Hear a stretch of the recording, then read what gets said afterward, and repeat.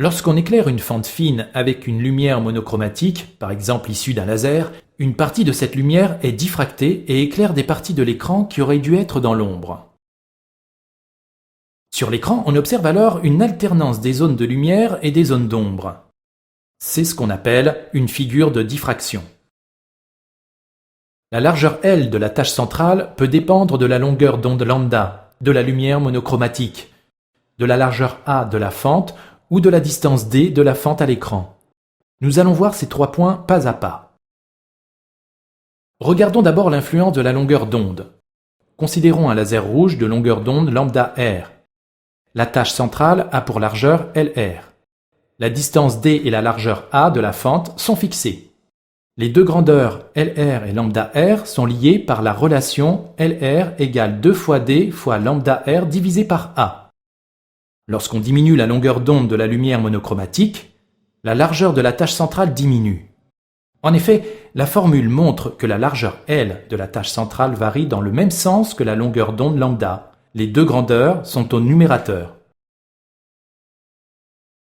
Considérons un laser de longueur lambda fixé situé à une distance d fixe d'un écran. On cherche à faire varier la largeur de la fente.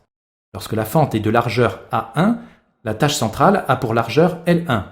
Les deux grandeurs L1 et A1 sont liées par la relation L1 égale 2 fois D fois lambda divisé par A1. Lorsqu'on diminue la largeur A de la fente, la largeur de la tâche centrale augmente. En effet, la formule montre que la largeur L de la tâche centrale varie en sens inverse de la largeur A, alors que l'une des grandeurs est au numérateur, l'autre grandeur est au dénominateur.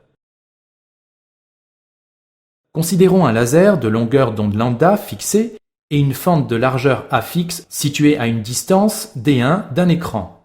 La tâche centrale a alors pour largeur L1. Les deux grandeurs L1 et A1 sont liées par la relation L1 égale 2 fois D fois lambda divisé par A1.